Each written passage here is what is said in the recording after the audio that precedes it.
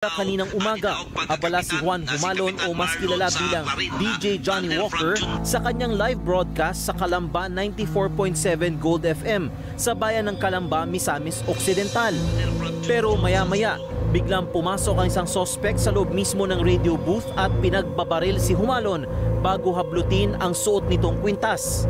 Agad tumakas ang salarin matapos ang pamamaril. Naisugod pa sa ospital si Humalon pero binawian din ng buhay. Ayon sa pulisya, nagpanggap na humihingi ng tulong ang mga salarin kaya nakapasok sa radio station na nasa loob mismo ng bahay ng biktima. Pinutulis niya yung sarili na maghingi ng tulong, magpaire. Kaya inopin ng gwardiya, maliit lang. Tapos yung gwardiya nagpunta sa biktima, sir, para magpaalam. Pag talikod niya, sir, sumunod na yung mga kuwan, sir. Dalawa man yun, sir. Tapos tinutukan na yung gwardiya, tinutukan. Yung isa, pumunta na sa biktima, sir, at binaril, sir. Bumuuna ng Special Investigation Task Force ang PNP Region 10 para tutukan ang investigasyon sa pagpatay kay Humalon.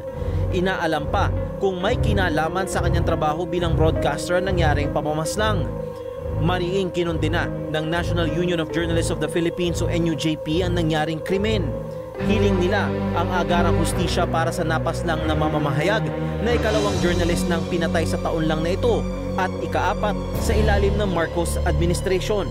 So yung ganitong klaseng brazenness, ano siya pinapatunayan na may breakdown ng due process at saka ng batas or law, rule of law. Kaya ang gusto sana natin ay may gawin talagang konkretong mga aksyon. Kaya lang, yung tatlong taon na may kay Juan Humalon, wala pang resolution ng mga kaso nila. Puna nila, mababa ang conviction rate o mga nahatulan para sa mga kaso ng pamamaslang ng mga journalist sa Pilipinas. Kaya tila walang takot ng mga kriminal na targetin ang mga mamamahayag.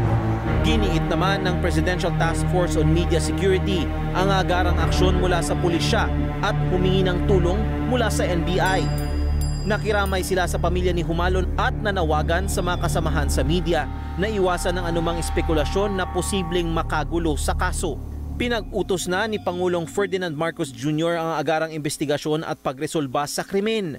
Ayon pa kay Pangulong Marcos Jr., hindi katanggap-tanggap ang anumang pag-atake sa mga mamamahayag at sisiguruhin ng gobyerno na mananagot ang sinumang lumabag dito. Rafi Santos, ABS-CBN News. Kinundi na rin ng Department of Justice ang pagpatay sa radio broadcaster na si Juan Humalon na mas kilala sa industriya bilang DJ Johnny Walker. Ayon sa DOJ, hayagang paglabag sa demokrasya at kalayaan sa pamahayag ang kasuklam-suklam na krimen. Ibinaabot din ng ahensya ang pakikiramay sa pamilya at mga kasamahan ni Humalon. Tiniyak ng DOJ na kaisa sila sa paghahangad ng hustisya sa brutal na pagpatay kay Humalon.